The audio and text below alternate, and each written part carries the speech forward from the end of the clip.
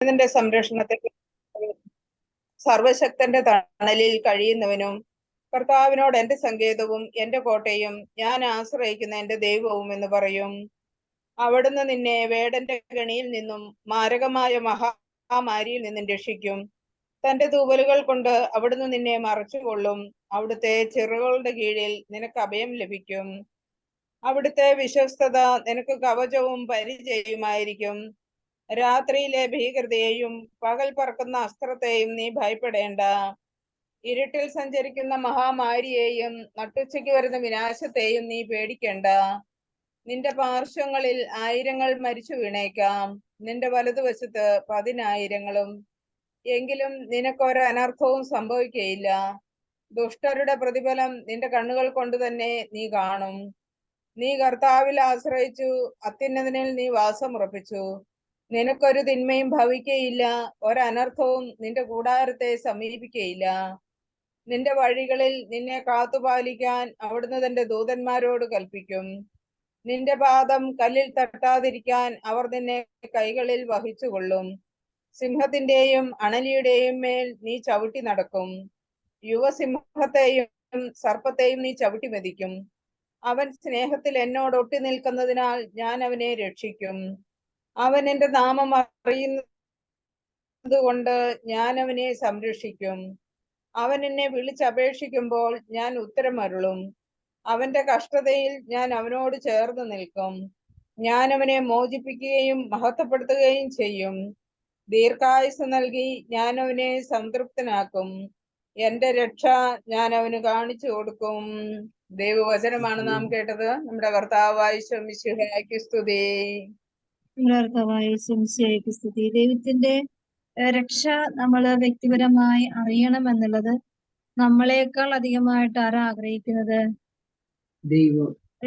ദൈവമാണ് അല്ലെ. നമ്മളെക്കാൾ അധികമായി നമ്മളെ സംരക്ഷിക്കുന്ന ദൈവത്തെ നമ്മൾ അറിയണം എന്നുള്ളത് ദൈവത്തിന്റെ ആഗ്രഹമാണ്. നമുക്കത്ര ആഗ്രഹമില്ലാത്തത് കൊണ്ടും അതില് തീക്ഷ്ണതയില്ലാത്തത് കൊണ്ടാണ് നമുക്ക് പലതും നമ്മളൊരു ആ ഒരു ഉത്സാഹത്തോടെ അല്ലെങ്കിൽ ആ ഒരു തീക്ഷ്ണതയോടുകൂടെ നമ്മളത് മുമ്പോട്ട് പോകാൻ പറ്റാത്തത്. പക്ഷെ ദൈവം വിചാരിക്കുകയാണ് ഇന്ന് നമ്മുടെ ഇന്നത്തെ സന്തോഷം ദൈവം വെട്ടിച്ചുരുക്കി സങ്കടങ്ങൾ തന്നു കഴിഞ്ഞാല് ചിലപ്പോ നമുക്ക് ദൈവത്തോട് പരാതി ഉണ്ടാവും. പക്ഷെ ദൈവം എന്തായിരിക്കാം ആ ഒരു സങ്കടങ്ങളിൽ കൂടി ദൈവത്തോട് ചേർന്നിരിക്കുവാനുള്ള സമയമാക്കി ദൈവം പലർക്കും പറയുന്നൊരു കാര്യമാണ്, പ്രാർത്ഥിക്കാൻ സമയമില്ല, പ്രാർത്ഥിക്കാൻ പല പല 100 കാര്യങ്ങളാണ്, 100 കൂട്ടം കാര്യങ്ങൾ, 100 പ്രശ്നങ്ങൾ, 100 പ്രതിസന്ധികൾ. അന്ന് ഇതിന്റെയൊക്കെ പുറകെ ഓടിയാലും ഒരു പ്രശ്നവും മാറുന്നില്ല. പ്രാർത്ഥിക്കുന്ന ഉണ്ടോന്ന് ചോദിച്ചു കഴിഞ്ഞാൽ പ്രാർത്ഥിക്കാൻ പോലും ഓരോ സ്ഥലങ്ങളിൽ ഓടി നടക്കുന്നുണ്ട്. പക്ഷെ എവിടുന്ന് ഒരു ആന്തരികമായ സ്വസ്ഥതയോ സമാധാനമോ കിട്ടുന്നില്ല. അപ്പോ എന്താന്ന് വെച്ചാല് ദൈവത്തിന്റെ രക്ഷ നമ്മള് വ്യക്തിപരമായി രുചിച്ചറിയുന്നത് പോലെ ഒരു അനുഭവം വേറെയില്ല അല്ലെ. നമ്മൾ മറ്റുള്ളവരുടെ ടെസ്റ്റ് മണി കേട്ട് നമ്മൾ ദൈവത്തെ സമീപിച്ചാലും നമുക്കതുപോലെ ഒരു ടെസ്റ്റ് മണി ഉണ്ടാവണം എന്നുള്ള ഒരു തീക്ഷ്ണമായ ഒരു ആഗ്രഹം നമ്മളിൽ ഇല്ലെങ്കിൽ കുറച്ച് കഴിയുമ്പോൾ നമുക്ക് മടുപ്പ് തോന്നും, ഇല്ലേ? തോന്നൂലേ? മടുപ്പ് തോന്നും. കാരണം ഒരു അലസത ഉണ്ടാവും. ഇപ്പൊ എന്താണ് സമയം, പിന്നെ അതിനുള്ള സാഹചര്യം ഉണ്ടാവില്ല.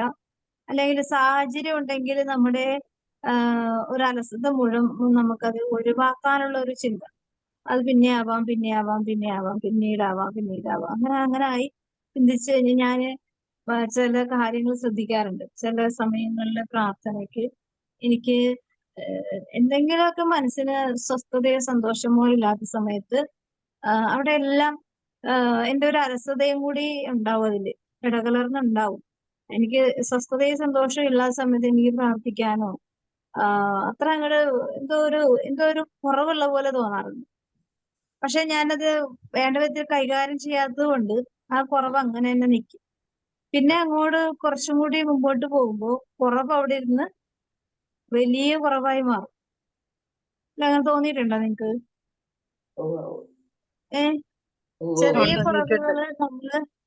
ചെറിയ കുറവുകള് നമ്മൾ അവഗണിച്ചു കഴിഞ്ഞാൽ കുറവുകൾ ഇരുന്ന് വലിയ കുറവുകളായി മാറി അത് നമ്മളെ കീഴ്പ്പെടുത്തും. നമ്മുടെ ഒരു ആന്തരികമായ ഒരു എനർജി അല്ലെ, നമുക്ക് ഒരു ഊർജമുണ്ട്. പ്രാർത്ഥിക്കുന്നത് എന്താണ്? ഒരു ഊർജമാണ് അല്ലെ.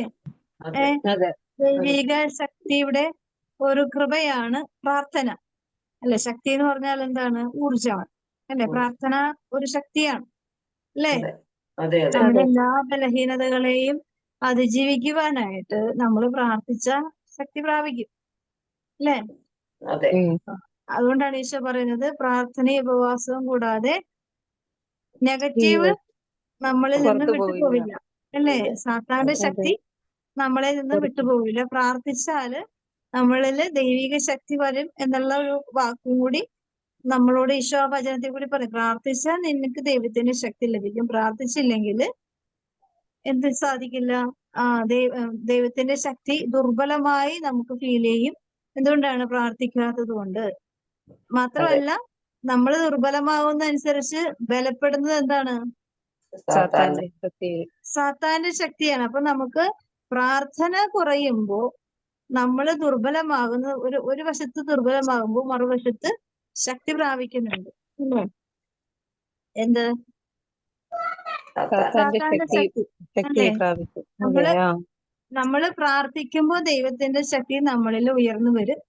പ്രാർത്ഥന കുറയുമ്പോ പിശാചിന്റെ ശക്തി ഉയർന്നു വരും അല്ലെ.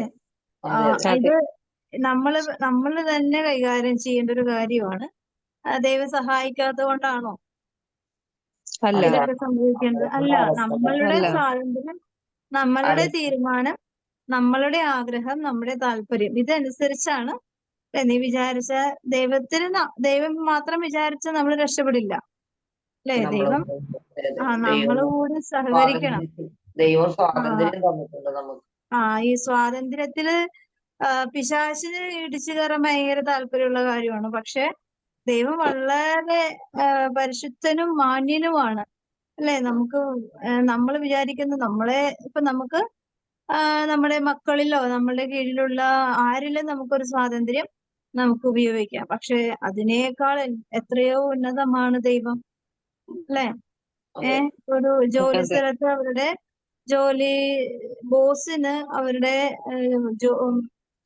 ജോലിക്കാരുടെ ഇടയില് വലിയൊരു സ്വാധീനമുണ്ട് അല്ലെ. എന്ത് വേണമെങ്കിലും വഴക്ക് പറയണമെങ്കിൽ വഴക്ക് പറയാം, നല്ലത് പറയണമെങ്കിൽ നല്ലത് പറയാം, കളിയാക്കണമെങ്കിലും അപമാനിക്കാം, എന്ത് വേണമെങ്കിലും ചെയ്യാം. കാരണം അവരുടെ അണ്ടറിൽ ജോലി ചെയ്യുന്നതാണ് അല്ലെ.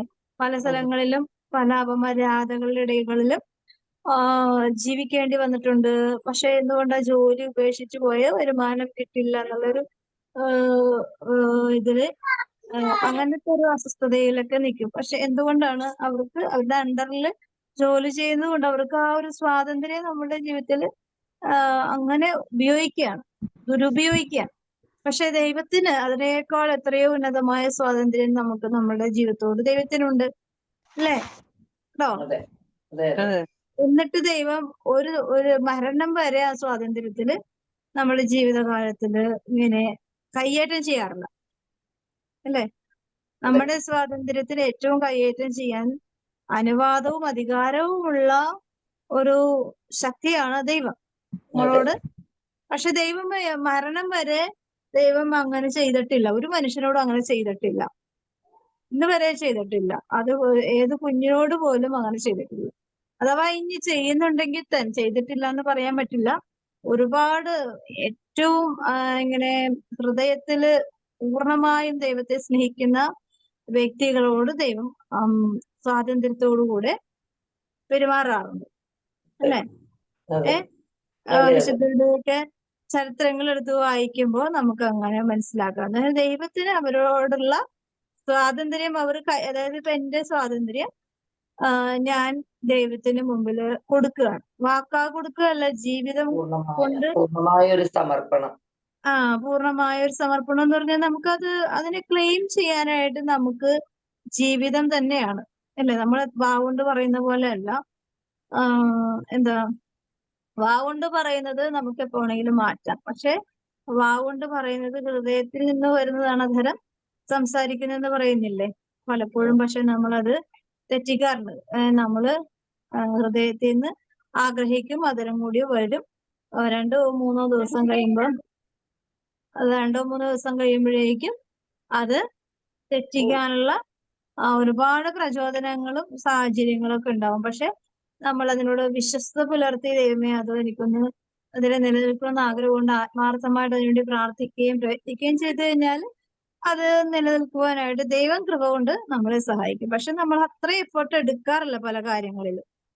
ഞാനടക്കം ഇല്ലേ, എനിക്ക് ഒരുപാട് അങ്ങനെ കുറച്ച് ഈ നോമ്പ് കാലത്ത് ഞാൻ കുറെ പറഞ്ഞ കാര്യങ്ങളൊക്കെ എനിക്ക് നഷ്ടപ്പെട്ടു. പക്ഷെ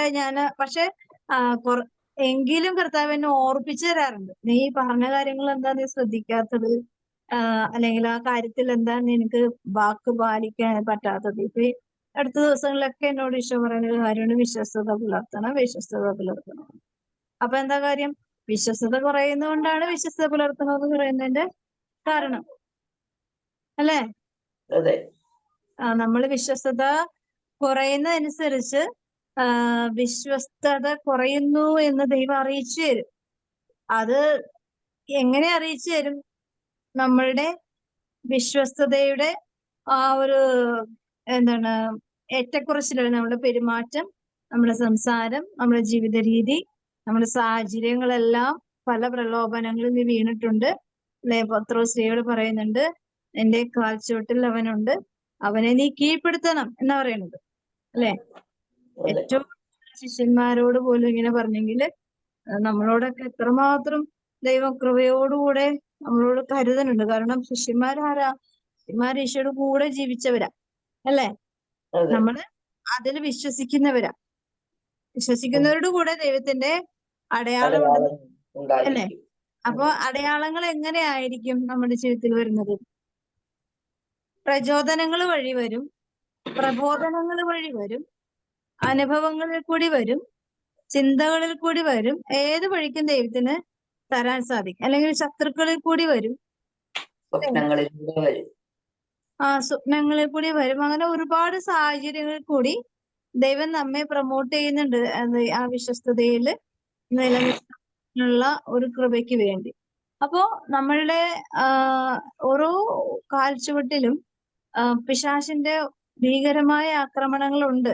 പക്ഷെ നമ്മൾ അതിനെ അതിജീവിക്കണമെങ്കിൽ വ്യക്തിപരമായ ഒരു അധ്വാനമില്ലാതെ ഒരു മനുഷ്യനും ദൈവകൃപയിൽ ഇന്ന് വരെ നിലനിന്നിട്ടില്ല, ഇല്ലേ? അങ്ങനെ ഒരു ചരിത്രമുണ്ട്. വ്യക്തിപരമായ ഒരു അധ്വാനമില്ലാതെ ദൈവകൃപയിൽ ജീവിച്ചു പോയ ആരെയെങ്കിലും കുറിച്ച് വിശുദ്ധ ഗ്രന്ഥത്തിലോ വിശുദ്ധരുടെ ജീവിതത്തിലോ പറയുന്നതായി കേൾക്കുന്നുണ്ടോ? ഇല്ല, അത് പറ്റില്ല. അത് പറ്റില്ല എന്ന് പറഞ്ഞാൽ വ്യക്തിപരമായ അധ്വാനം നാട്ടുകാരെ കാണിക്കാൻ വേണ്ടിയല്ല, ഹൃദയത്തില് നടക്കുന്ന പരിശോധനമാണ് യഥാർത്ഥ പരിശോധന എന്ന് പറഞ്ഞാല്. ഹൃദയത്തില് അതിനൊരു ഒരുക്കം, ഒരു പ്രിപ്പറേഷൻ ചെയ്യുന്നുണ്ടെങ്കിൽ അത് കർത്താവ് നോക്കുമ്പോ ചിലപ്പോ അവൻ പുറമേ കാണിക്കുന്നത് മോശമായ പ്രവൃത്തികളോ ഒക്കെ ആണെങ്കിലും അവന്റെ ഹൃദയത്തിലേക്ക് നോക്കുന്നത് ദൈവമായതുകൊണ്ട് കൃത്യമായിട്ട് ആ മേഖലകളിലെല്ലാം കർത്താവിന് വ്യക്തമായിട്ടുള്ള ധാരണയുണ്ട്. ഇവൻ എന്തിനെയാണ് ഫോളോ ചെയ്യുന്നതെന്നുള്ള ഒരു തിരിച്ചറിവ്. അപ്പൊ നമുക്ക് ഹൃദയമായിട്ട് ഈ ലോകത്തില് നമുക്ക് വ്യക്തിപരമായിട്ട് ഒരുപാട് കാര്യങ്ങൾ, ഇപ്പൊ നമുക്ക് വ്യക്തിപരമായിട്ടുള്ള ഇഷ്ടങ്ങള്, ആഗ്രഹങ്ങള്, നിയോഗങ്ങള് എല്ലാം ഉണ്ട്, അല്ലേ? ഇതിന്റെയൊക്കെ മുകളിലാണ് ദൈവത്തോടുള്ള വ്യക്തിപരമായ ബന്ധം, അല്ലേ? ആണോ? അല്ലേ? ഈ വ്യക്തിപരമായ നല്ല ബന്ധം ഉണ്ടെങ്കിലാണ് നമുക്കിപ്പോ നമ്മളുടെ ഇഷ്ടപ്പെട്ട സുഹൃത്തിനോട് വ്യക്തിപരമായ ബന്ധമുണ്ട്. അപ്പൊ നമ്മള് അത്ര ഇഷ്ടപ്പെട്ട ഫ്രണ്ട്സിനോട് ബന്ധമുണ്ടെങ്കിൽ നമ്മൾ അവരെ കൂടി തല്ലുപിടിക്കും, വഴക്കൂടും, പിന്നെയും കൂടും, പിന്നെയും തല്ലുപിടിക്കും. അങ്ങനെ അത് വലിയൊരു മാരകമായ പാപമോ പാപത്തിന് ഇടയാക്കുന്ന സാഹചര്യങ്ങളൊന്നുമില്ല, അല്ലേ? ഇപ്പൊ ഭാര്യയും ഭർത്താവും തമ്മിലൊരു വ്യക്തിപരമായ ബന്ധമുണ്ട്. അവര് തമ്മിൽ മരണം വരെ തല്ലുപിടിച്ചാലും ആ ബന്ധത്തിന് കോട്ടമൊന്നും സംഭവിക്കില്ല, അല്ലേ? ഞാൻ ചിലപ്പോഴൊക്കെ ഓർക്കാറുണ്ട്, ഭയങ്കരമായ കള്ളു കുടിച്ചും പിന്നെ മഞ്ചിച്ചും തട്ടിച്ചൊക്കെ ശബ്ദം ഉണ്ടാക്കല്ലേ ജീവിക്കുന്ന ഒരുപാട് കുടുംബങ്ങളിലുള്ള ജീവിതങ്ങളിൽ, പക്ഷെ അവരുടെ ഉള്ളിന്റെ ഉള്ളില് ഈ വേദനിപ്പിക്കുന്ന ആൾക്ക് എന്തെങ്കിലും അപകടം പറ്റിയ ഭയങ്കര വിഷമവും സങ്കടവും ഒക്കെ. എന്തുകൊണ്ടാന്ന് വെച്ചാല് ഈ വ്യക്തിപരമായ ഉള്ളിലുള്ള സ്നേഹമാണ് ആ വേദനയ്ക്ക് കാരണമാകുന്നു. അല്ലേ? ആണോ? അതെ. എത്ര വേദനിപ്പിച്ചാലും ആ അതെ അതെ ആ ഒരു അങ്ങനെ ഒരു സാഹചര്യങ്ങളില് ഞാൻ ഓർക്കും ഇവർക്ക് ഉള്ളിൽ എന്തോരം സ്നേഹം ഉണ്ടായിട്ടാണ് അങ്ങനെ അവർക്ക് ആ ബുദ്ധിമുട്ട് വന്നപ്പോ അവർക്ക് അതിനെ അതിജീവിക്കാനായിട്ട്. അതുപോലെ ഞാൻ പ്രത്യേകം ശ്രദ്ധിക്കാറുണ്ട്, എന്റെ മൂത്ത മോനെ ഇളയ മോനോട് ഭയങ്കര അടി വീഴാറുണ്ട്. പക്ഷെ ഞാൻ വിചാരിച്ചു ഇനി ഇവര് മിണ്ടില്ല, അങ്ങനത്തെ അടിയൊക്കെ ഭയങ്കര ബഹളം ഉണ്ടായിക്കളയും ചില നേരത്ത്. പക്ഷെ അത് കിടക്കണേന് മുമ്പ് തന്നെ അവര് ഭയങ്കര കൂട്ടുകാർ, അല്ലെങ്കിൽ ഒരു ദിവസം നീണ്ടു പോകാറില്ല അധികം. ഞാനപ്പോ ഇവർക്ക് എങ്ങനെ ഇത് സാധിക്കുന്നു? ഞാനപ്പോ ഓർക്കും ദൈവം ഇവരുടെ മുമ്പിൽ ഞാനൊന്നുമല്ല. ചിലപ്പോ ഞാനൊക്കെ 2 ദിവസമൊക്കെ മിണ്ടാതൊക്കെ ഇരിക്കും. കാരണം എനിക്ക് കുറച്ചും കൂടി അഹങ്കാരം ഉണ്ടെന്ന് ഞാൻ തന്നെ എന്നെ തന്നെ മനസ്സിലാക്കിയിട്ടുണ്ട്. പക്ഷെ ഞാനപ്പോ ഓർക്കും ദൈവം അവരുടെ മുമ്പിൽ ഞാനൊന്നുമല്ല, വളരെ നിസ്സാരയാണ്. ഇവർക്കൊക്കെ ഇത്രമാത്രം നല്ല ഹൃദയവും നല്ല ചിന്തയും ഒക്കെ ഉണ്ട്. ആ ഒരു ദേഷ്യവും ഒക്കെ പെട്ടെന്ന് തന്നെ അവർക്ക് അലിഞ്ഞു പോകുന്ന ഐസ്ക്രീം പോലെയാണ്. എനിക്കൊക്കെ ഇത്തിരി ബലം പിടുത്തം ഒത്തിരി ഉണ്ട്. എന്നിട്ടും ദൈവം എനിക്ക് കുറച്ചുകൂടി കൃപ തന്നു. പക്ഷെ അവർക്ക് അതിനുള്ളത്, പക്ഷെ എനിക്ക് കൃപ തന്നിട്ട് ഞാനിങ്ങനെ ജീവിക്കുന്നത്. പക്ഷെ അവർക്ക് അത്രയും കൊടുക്കാഞ്ഞിട്ട് തന്നെ അവർ അതിനേക്കാൾ നന്നായിട്ട് ജീവിക്കുന്നുണ്ട് എന്നുള്ളത്. അപ്പൊ നമ്മൾ ആരെയും എന്താണ് താഴ്ത്തിക്കെട്ടാനോ ഒന്നും നമുക്ക് പറ്റില്ല. കാരണം അവരുടെ ഹൃദയങ്ങളിലേക്കാണ് ദൈവം നോക്കുന്നത്, കാണുന്നത്, അല്ലെ? അപ്പൊ വ്യക്തിപരമായ ഒരു സ്നേഹം, ഉള്ളിന്റെ ഉള്ളിൽ ഒരു മനസാക്ഷി എന്നൊരു സംഭവം ഉണ്ടല്ലോ. അതുകൊണ്ട് ഈശോ പറയാം, നിങ്ങളുടെ മനസാക്ഷിയെ നിർമ്മലമായി സൂക്ഷിക്കുക. അപ്പൊ നിർമ്മലതയില് ദൈവത്തിന്റെ സാന്നിധ്യം എപ്പോഴും ഉണ്ടാകും. മനസ്സിലായോ? നിർമ്മലമായ ഹൃദയങ്ങളില് ദൈവിക സാന്നിധ്യം എപ്പോഴും ഉണ്ടാകും. അത് ജാതി മതവും ഭേദവും ഒന്നുമില്ല, അല്ലേ? ഉണ്ടോ? ജാതിയില്ല, മതമില്ല. കാരണം സൃഷ്ടാവിനോട് ഐക്യപ്പെടുന്നതിന്റെ ഒരു ലക്ഷണമാണ് നിർമ്മലമായ ഒരു മനസാക്ഷിയുള്ള ഒരു വ്യക്തിത്വം ഉള്ളത്. ആ മേഖലകളിലെല്ലാം നമുക്ക് ആഗ്രഹിക്കാം ഈശോയെ. എന്ത് വിഷമം ഉണ്ടെങ്കിലും വ്യക്തിപരമായ ഒരു സ്നേഹബന്ധത്തിൽ വീഴ്ച വരുന്നതിൽ ശ്രദ്ധ വയ്ക്കുന്നതിനും അത് ഞങ്ങൾക്ക് വീണ്ടും അതിജീവിക്കുന്നതിനും വീണ്ടും ഞങ്ങൾക്ക് അതിൽ ഉറച്ചു നിൽക്കുന്നതിനുള്ള കൃപയ്ക്കായിട്ട് പ്രാർത്ഥിക്കാം.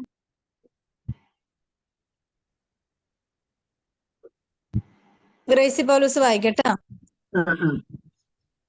കർത്താവിന്റെ സംരക്ഷണം. അത്യുന്നതന്റെ സംരക്ഷണത്തിൽ വസിക്കുന്നവനും സർവശക്തന്റെ തണലിൽ കഴിയുന്നവനും കർത്താവിനോട് എന്റെ സംഗീതവും. മറിയത്തിന്റെ സ്തോത്രഗീതം വായിക്കും. മറിയം പറഞ്ഞു, എന്റെ ആത്മാവ് കർത്താവിനെ മഹത്വപ്പെടുത്തുന്നു, എന്റെ ചിത്തം എന്റെ രക്ഷകനായ ദൈവത്തിൽ ആനന്ദിക്കുന്നു. അവിടുന്ന് തന്റെ ദാസിയുടെ താഴ്മയെ കടാക്ഷിച്ചു. ഇപ്പോൾ മുതൽ സകല തലമുറകളും എന്നെ ഭാഗ്യവതി എന്ന് പ്രകീർത്തിക്കും. ശക്തനായവൻ എനിക്ക് വലിയ കാര്യങ്ങൾ ചെയ്തിരിക്കുന്നു. അവിടുത്തെ നാമം പരിശുദ്ധമാണ്. അവിടുത്തെ ഭക്തരുടെ മേൽ തലമുറകൾ തോറും അവിടുന്ന് കരുണ വർഷിക്കും. അവിടുന്ന് തന്റെ ഭുജം കൊണ്ട് ശക്തി പ്രകടിപ്പിച്ചു. ഹൃദയവിചാരത്തിൽ അഹങ്കരിക്കുന്നവരെ ചിതറിച്ചു. ശക്തന്മാരെ സിംഹാസനത്തിൽ നിന്നും മറിച്ചിട്ടു. എളിയവരെ ഉയർത്തി. വിശക്കുന്നവരെ വിശിഷ്ട വിഭവങ്ങൾ കൊണ്ട് സംതൃപ്തരാക്കി. സമ്പന്നരെ വെറും കൈയോടെ പറഞ്ഞയച്ചു. തന്റെ കാരുണ്യം അനുസ്മരിച്ചുകൊണ്ട് അവിടുന്ന് തന്റെ ദാസനായ ഇസ്രായേലിനെ സഹായിച്ചു. നമ്മുടെ പിതാക്കന്മാരായ അബ്രാഹത്തോടും അവന്റെ സന്തതികളോടും എന്നേക്കുമായി ചെയ്ത വാഗ്ദാനം അനുസരിച്ച് തന്നെ. ദൈവവചനമാണ് നാം കേട്ടത്. ദൈവത്തിന് സ്തുതി. നമുക്ക് ഹൃദയമായിട്ട് അമ്മയിൽ കൂടി തരുന്ന ഹൃദയ വിചാരത്തിൽ അഹങ്കരിക്കുന്നവരെ അവിടുന്ന് ചിതറിക്കുന്നു. ഈ ഹൃദയം എന്ന് പറയുന്നത് നമുക്ക് പോലും ഒരു പിടിപാടില്ലാത്ത സംഭവമാണ്, അല്ലേ? ആണോ? നമ്മള് ഹൃദയത്തിന്റെ ഉടമസ്ഥനാണോ ശരിക്കും? അല്ല. കേൾക്കാമോ? കേൾക്കാം. എന്താണ് നിങ്ങളൊക്കെ നമ്മളുടെ ഹൃദയത്തിന്റെ ഉടമസ്ഥൻ നമ്മളാണ്. പിള്ളേര് വന്നതിന്റെ ശബ്ദം ഉണ്ടാക്കണ്ട. ഒരു ആൻസർ ചെയ്യേ. നമ്മളുടെ ഹൃദയത്തിന്റെ ഉടമസ്ഥൻ നമ്മളാണോ? അല്ല, അല്ലേ? അതുകൊണ്ടാണ് നമുക്ക് പോലും നമ്മുടെ ഹൃദയത്തിന്റെ അവസ്ഥ കൃത്യമായിട്ട് അറിയാൻ പറ്റാത്തത്, അല്ലേ? അടുത്ത നിമിഷം നമ്മൾ എന്താണ് ചിന്തിക്കുന്നത് നമുക്കറിയാവോ? ഇല്ല. പക്ഷെ ദൈവത്തിന് അറിയാം നമ്മൾ എന്താ അടുത്ത നിമിഷം ചിന്തിക്കുന്നതെന്ന് അല്ലേ? ഇപ്പൊ നമ്മളിപ്പോ ഉണ്ടാക്കുന്ന ഒരു വസ്തു അല്ലെങ്കിൽ നമ്മൾ തന്നെ നിർമ്മിക്കുന്ന എന്ത് സാധനത്തിന്റെയും അതിൻ്റെതായ എല്ലാ വശങ്ങളെ കുറിച്ച് നമുക്ക് ആധികാരികത പറയാനായിട്ട് അറിയാൻ പറ്റും അല്ലേ? പറ്റോ? ഓ, നിങ്ങൾ പറ്റില്ല. ഉണർന്നിരുന്നേ. എന്താ പറ്റില്ല. പറയോ? പറ്റില്ല. പറ്റില്ലേ? ഇപ്പൊ നമ്മള് ഒരു ചായ ഉണ്ടാക്കിയപ്പോഴേക്കും ഒരു മിസ്റ്റേക്ക് വന്നു. മിസ്റ്റേക്ക് വരുമ്പോ അത് കുടിക്കുമ്പോ അറിയാൻ പറ്റും ആ മിസ്റ്റേക്ക് എന്താണെന്ന് അല്ലേ? അറിയാൻ പറ്റും. ചോറുണ്ടാക്കി, ചോറിൽ വന്ന മിസ്റ്റേക്ക് എന്താണെന്ന് നമ്മള് വീട്ടമ്മമാരിപ്പോ ഒരു കുട്ടി അല്ലെങ്കിൽ ഒരു പഠിക്കുന്ന ഒരാള് ആ വ്യക്തി കൈകൊണ്ട് ഒരു വസ്തു ഉണ്ടാക്കി, അതിൻ്റെതായ എല്ലാ ഡീറ്റെയിൽസും ആ വ്യക്തിക്ക് അറിയാൻ പറ്റും അല്ലേ? ലോകത്ത് കണ്ടുപിടിച്ചിരിക്കുന്ന എല്ലാ കാര്യങ്ങളിലും അങ്ങനെയുള്ള ഈ സൃഷ്ടികർത്താവ് അല്ലേ? സൃഷ്ടികർത്താവിന് സൃഷ്ടി എന്ന് പറഞ്ഞാൽ എന്താണ്? സൃഷ്ടിക്കുന്ന വ്യക്തി അല്ലേ? എനിക്ക് മനസ്സിലാവുന്നുണ്ടോ പറയണത്? സൃഷ്ടി എന്ന് പറഞ്ഞാല് ഒരു വസ്തുവിന്റെ സൃഷ്ടി. അതായത് ഇപ്പൊ ഞാനിപ്പോ ഒരു ഒരു മെഷീൻ ഉണ്ടാക്കി, അത് ഞാൻ സൃഷ്ടിച്ചതാണ് അല്ലേ? ഞാനത് അതിന്റെ സൃഷ്ടാവ് ഞാനാണ് അല്ലേ? ഇപ്പൊ അതിന്റെ സൃഷ്ടാവ് ഞാനാണ്. ഞാനൊരു വസ്തു ഉണ്ടാക്കി, ഒരു മെഷീനോ അല്ലെങ്കിൽ എഞ്ചിനോ അങ്ങനെ എന്താ ഉണ്ടാക്കി. അപ്പൊ അതിന്റെ മിസ്റ്റേക്ക് എന്താണെന്ന് ഇങ്ങനെ ചെയ്താൽ അങ്ങനെ സംഭവിക്കും, അങ്ങനെ ഇല്ലാതിൻ്റെതായ A to Z കാര്യങ്ങള് വ്യക്തമായിട്ട് ആ സൃഷ്ടകർത്താവിന് ആ വസ്തു ഉണ്ടാക്കിയ വ്യക്തി ആരാണോ അയാൾക്ക് നന്നായിട്ട് വ്യക്തതയായിട്ട് അറിയാൻ പറ്റും അല്ലെ? ന്യൂട്ടൻ അതുപോലെ അങ്ങനെ ശാസ്ത്രീയ ലോകത്ത് കണ്ടുപിടിച്ചതും ഇപ്പോൾ ഈ കൊച്ചു കുട്ടികൾ പോലും പല കാര്യങ്ങളും ചെയ്യുന്നുണ്ട്. ഓരോ കാര്യങ്ങള് ഒത്തിരി എന്താണ് പറയുന്നത്, എക്സിബിഷൻസ് വരുമ്പോഴേക്കും പിള്ളേരുടെ ഓരോ കാര്യങ്ങൾ ചെയ്യുന്നത് കാണുമ്പോൾ നമുക്ക് തന്നെ അത്ഭുതം. ഇങ്ങനെ പിള്ളേർ ഇത്രയും ബ്രില്യൻ്റ് ആയിട്ടുള്ള പിള്ളേർ എങ്ങനെ അപ്പൊ അതെന്താ അവര് അവരെ തന്നെ എക്സ്പ്ലെയിൻ ചെയ്യാറുണ്ട് എങ്ങനെയാണ് ഇത് വർക്ക് ചെയ്യുന്നത്, അത് വർക്ക് ചെയ്യാൻ പാടില്ലാത്ത വിധം അല്ലെങ്കിൽ വർക്ക് ചെയ്യുമ്പോൾ അതിനുണ്ടാകാനുള്ള ബെനിഫിറ്റും അല്ലാത്തതും അതെ ചിത്തായി പോകാൻ സാധ്യതയുള്ള എല്ലാ കാര്യങ്ങളും A to Z എല്ലാ കാര്യങ്ങളും ആ വ്യക്തിക്ക് അറിയാൻ പറ്റും. അങ്ങനെയാണെങ്കിൽ ഈ ലോകത്തിൽ നടക്കുന്ന ഓരോ സ്പന്ദനവും എത്ര വ്യക്തമായിട്ട് ദൈവത്തിന് നന്നായിട്ട് അറിയാൻ പറ്റും അല്ലേ? അറിയാൻ പറ്റില്ലേ? എന്തുകൊണ്ടാണ് ഈ സൃഷ്ടാവ് പ്രപഞ്ചത്തെ മുഴുവനും സൃഷ്ടിച്ചിരിക്കുന്നത്? സൃഷ്ടാവായ ദൈവമാണ് അല്ലേ? അപ്പൊ ഹൃദയവും ഇൻക്ലൂഡഡ് ആണ് ഇതില്. ദൈവം നമുക്ക് ഒരു ശരീരം ഒരു മനുഷ്യന്റെയും സൃഷ്ടിയല്ല അല്ലേ? ദൈവത്തിൻ്റെതാണ്. ദൈവമാണത് ക്രിയേറ്റർ അല്ലേ?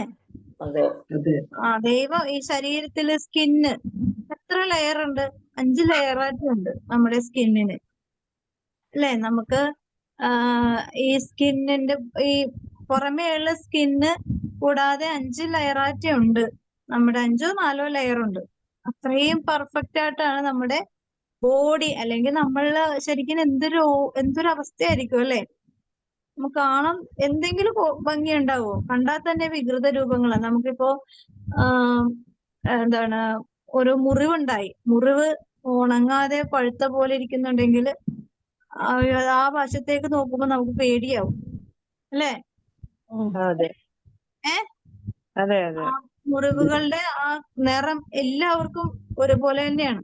ഈ സ്കിൻ എന്ന് പറഞ്ഞാല് പുറമെ ലൈറ്റ് ഈ സ്കിൻ കളർ എന്ന് പറഞ്ഞാല് വെളുപ്പ്, അതുപോലെ കളർ കുറച്ചുകൂടി കുറഞ്ഞത്, അങ്ങനെ ഓരോരോ കളറുണ്ട്. പക്ഷെ ഉള്ളിലോട്ട് പോയി എല്ലാവർക്കും ഒരേപോലെയാണ്. ഈ പുറമേയുള്ള തൊലി മാറിക്കഴിഞ്ഞാല് എല്ലാവരുടെയും അവസ്ഥ ഒരുപോലെ തന്നെയാണ് അല്ലേ? അത് ഈഗോ എന്നില്ല, സായിപ്പെന്നില്ല, സാധാരണ മനുഷ്യരെന്നില്ല, എല്ലാവർക്കും ഒരുപോലെയാണ് ഈ സ്കിന്നുള്ളത്, ഒരുപോലെയാണ് കളർ, ഒരുപോലെയാണ് ബ്ലഡ്, ഒരുപോലെയാണ് എല്ലാ കാര്യങ്ങളിലും അല്ലേ? മനുഷ്യ ശരീരത്തിൽ അങ്ങനെയല്ലേ? ആർക്കും സംശയമില്ലല്ലോ അല്ലേ? അപ്പൊ ഇത്രയും പെർഫെക്റ്റ് ആയിട്ട് ഒരു മനുഷ്യനെ സൃഷ്ടിക്കുന്നില്ല. അത് അങ്ങനെ സൃഷ്ടിക്കുന്നുണ്ടെങ്കിൽ തന്നെ അത് പൈശാചികതയാണ്. ദൈവമല്ലാതെ മനുഷ്യനെ സൃഷ്ടിച്ചിട്ടുണ്ടെങ്കിൽ അത് പൈശാചികതയുടെ ഒരു സ്വാധീനത്തിന്റെ അധികാരത്തിന്റെ ബലത്തിലാണത് അങ്ങനെ ചെയ്യുന്നത്. ഇന്ന് കുഞ്ഞുങ്ങളെ ഭ്രൂണം ഇൻക്യുബേറ്ററിൽ ഇട്ട് അങ്ങനെയൊക്കെ കുഞ്ഞുങ്ങൾ ഉണ്ടാക്കുന്നതായിട്ട് ഇങ്ങനെ യൂറോപ്യൻസിലൊക്കെ അങ്ങനെ ചെയ്യുന്നതായിട്ടൊക്കെ ഇങ്ങനെ പറയും. എന്തോ ഒരു സത്യം കൊണ്ട് എനിക്ക് അറിഞ്ഞുകൂടാ, എങ്കിലും അങ്ങനത്തെ ഒരു അതുപോലെ എന്താണ് കുഞ്ഞുങ്ങളെ ബീജം എടുത്തിട്ട് IPF അങ്ങനെ ഒരു ഇതിൽ കൂടി കുഞ്ഞുങ്ങളെ ഉണ്ടാകുന്നുണ്ട്. അതൊക്കെ ശരിക്കും പറഞ്ഞ ദൈവികതയുടെ ഒരു എന്താ ചെറിയൊരു അംശം പോലും അങ്ങനെയുള്ള ട്രീറ്റ്മെന്റിന് ഇല്ല. അത് കൊടുംചതിയിൽ കൂടിയാണ് ആ കുഞ്ഞുങ്ങളെ ഉണ്ടാക്കുന്നത്. അവസാനം ആ കുഞ്ഞുങ്ങളൊക്കെ എങ്ങനെയായിരിക്കും എന്ന് നമുക്ക് ഇപ്പൊ നേരെ ചൊവ്വ ഉണ്ടായ മക്കള് പോലും അവസ്ഥ നമുക്കറിയാലോ. അപ്പൊ അങ്ങനെയുള്ള കുഞ്ഞുങ്ങളിലൊക്കെ ദൈവീക ചിന്ത ഉണ്ടാവില്ല. കാരണം അവരുടെ അടിസ്ഥാനപരമായ ലൈഫ് എന്ന് പറഞ്ഞാൽ ദൈവത്തെ മറന്ന് തന്നെ അവര് ഈ ലോകത്തിന്റെ ശാസ്ത്രത്തിൽ കൂടി വളർന്നു വന്ന കുഞ്ഞുങ്ങളൊക്കെ ആണെങ്കിൽ അവർക്ക് ദൈവം എന്ന് പറയുന്നത് എന്താ ഒരു സിനിമയില് ഇങ്ങനെ ഈശോയുടെ തിരുഹൃദയം കാണിച്ചിട്ടുണ്ട്. എന്നിട്ട് അവര് ഇങ്ങനെ കാണിക്കാൻ കോക്കാച്ചി എന്ന് പറഞ്ഞ് പേടിപ്പിക്കുന്ന ഒരു സിനിമ. എന്നിട്ട് ആ സിനിമക്ക് അവാർഡൊക്കെ കിട്ടി. എന്താണ് സിനിമയുടെ പേരെന്താന്ന് എനിക്കറിയില്ല. എനിക്ക് ഞാൻ ഭയങ്കരമായിട്ട് വിഷമിച്ചു പോയി.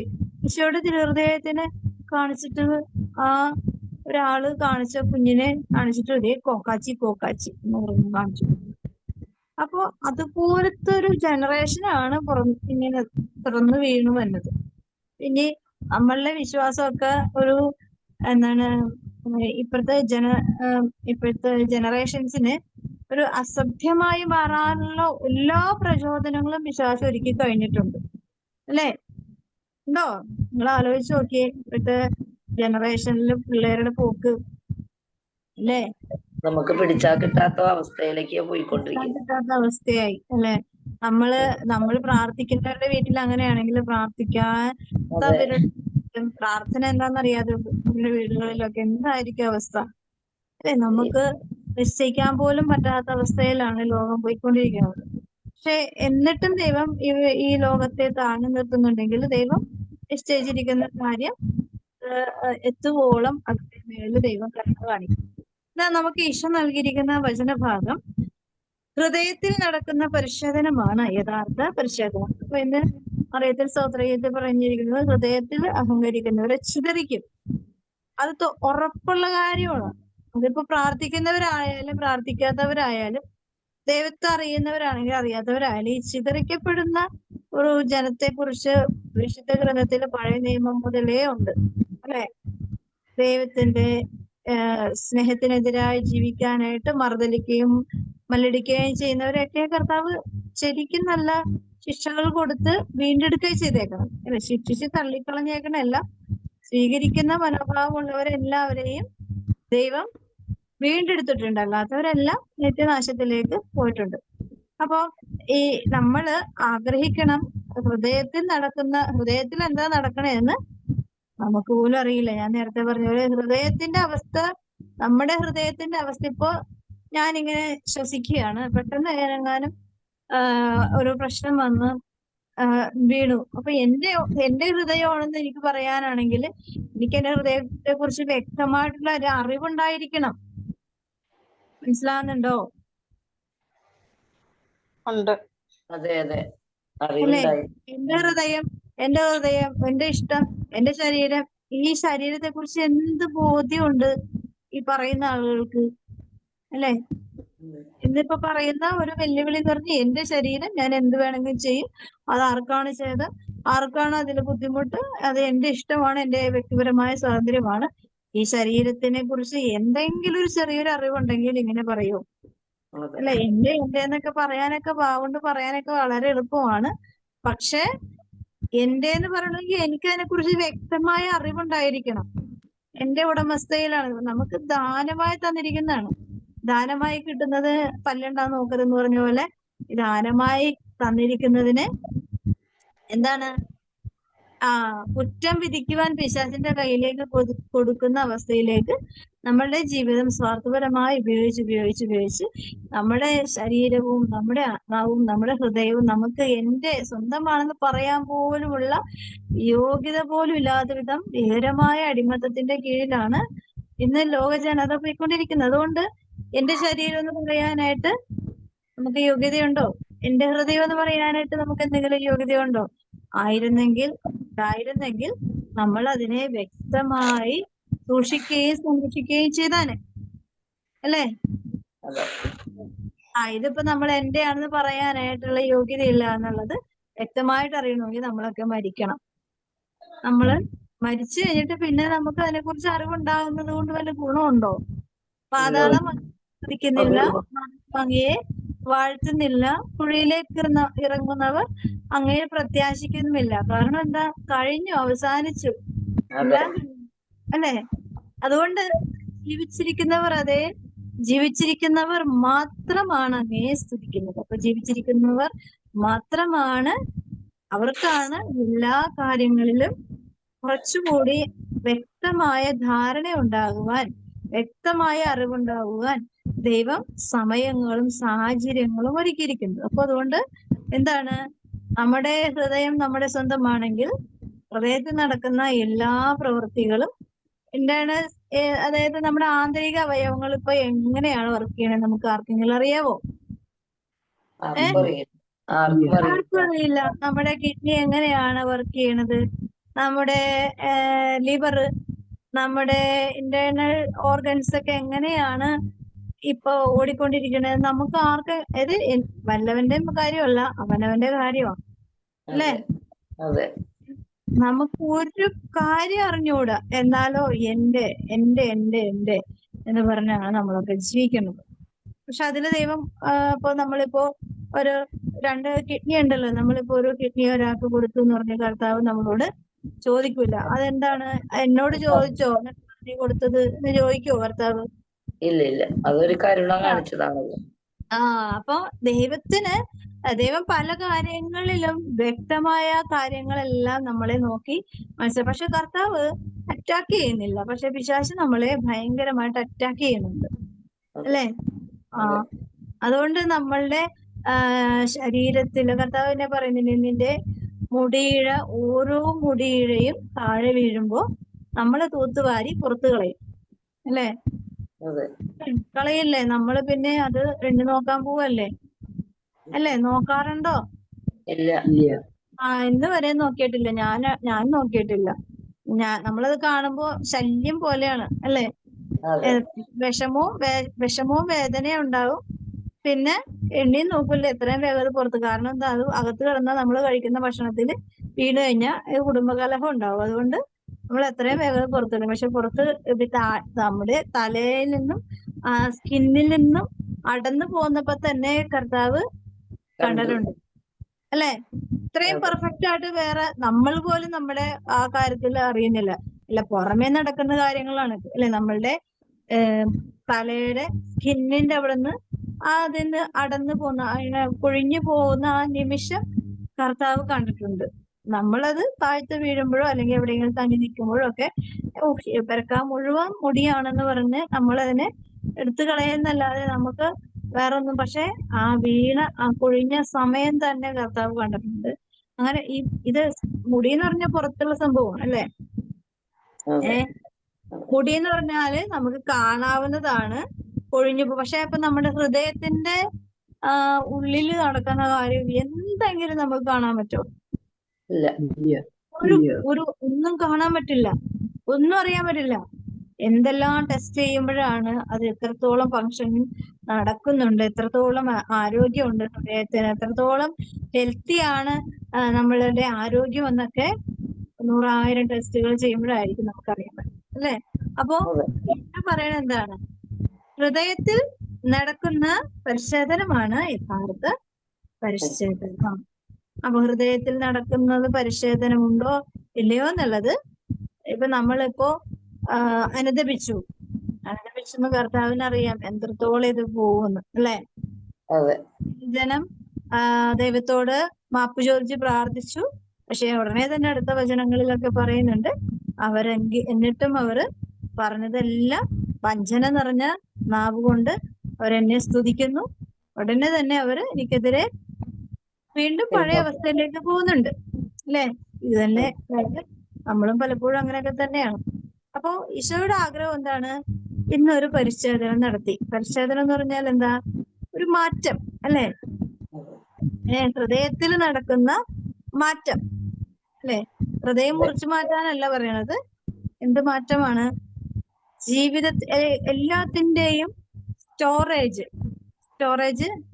ഹൃദയമാണ് അല്ലെ. ഇപ്പൊ നമുക്ക് എങ്ങോട്ട് പോകണമെന്ന് പറയുന്നത് കാലല്ല, ആരാ പറയേണ്ടത്? ആ ഹൃദയം കമാൻഡ് ചെയ്യും. അത് ബ്രെയിനിലേക്ക് പോകും. ബ്രെയിൻ നമ്മളെ സപ്പോർട്ട് ചെയ്തിട്ട് നമുക്ക് പോകാനുള്ള വഴി കാണിച്ചു തന്ന് നമ്മൾ അങ്ങോട്ട് പോവുകയാണ് അല്ലെ. എന്ത് കാര്യം ചെയ്യുമ്പോഴേ ഹൃദയത്തിൽ നിന്നാണ് ആദ്യം ആള് സപ്പോർട്ട് ചെയ്യണം. ഹൃദയത്തിൽ നിന്നാണ് കമാൻഡ് വരുന്നത്. അപ്പൊ എന്താണ് അതുകൊണ്ടാണ് കർത്താവ് ഒരുപാട് വചനങ്ങളുണ്ട് ഹൃദയവുമായി കണക്ട് ചെയ്തിട്ട് അല്ലെ.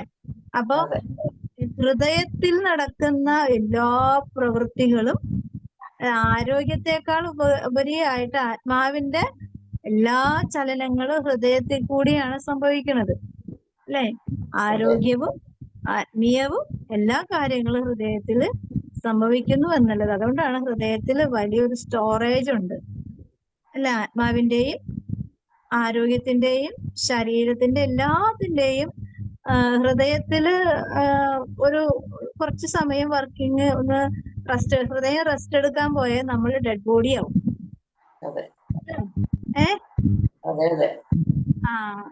ഹൃദയം ഒന്ന് ഇത്ര നാൾ ഇടിച്ചതല്ലേ, ഇത്ര നാള് ഞാൻ വർക്ക് ചെയ്തല്ലേ, ഞാനൊന്ന് റെസ്റ്റ് എടുക്കട്ടെ എന്ന് ഹൃദയം വിചാരിച്ചു കഴിഞ്ഞാൽ നമ്മള് ഡെഡ് ബോഡി ആവും. അപ്പൊ എല്ലാ കാര്യങ്ങളും അറിയുന്ന ദൈവം ഇതിന്റെ മേല് സ്വാതന്ത്ര്യം നമ്മുടെ കയ്യിലോട്ട് തന്നിട്ട് കർത്താവ് മാറി നിൽക്കുന്നത് എന്താ?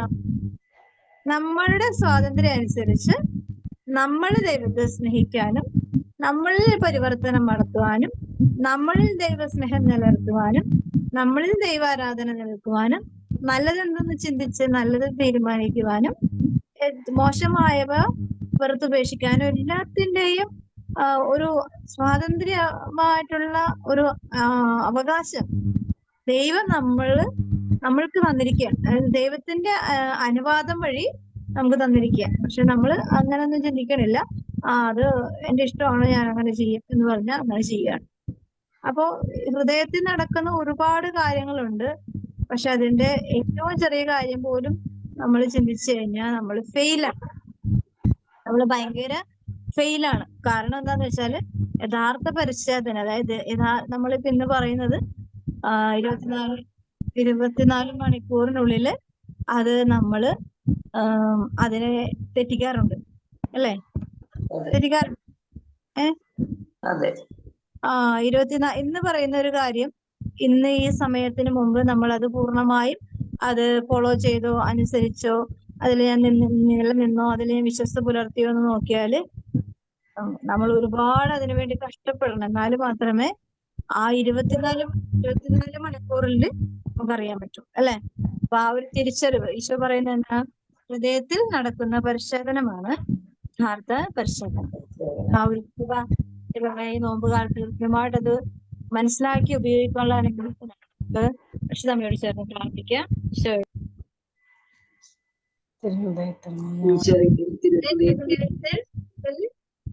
ഞങ്ങൾക്കായി ഒഴുകിയിറങ്ങുന്ന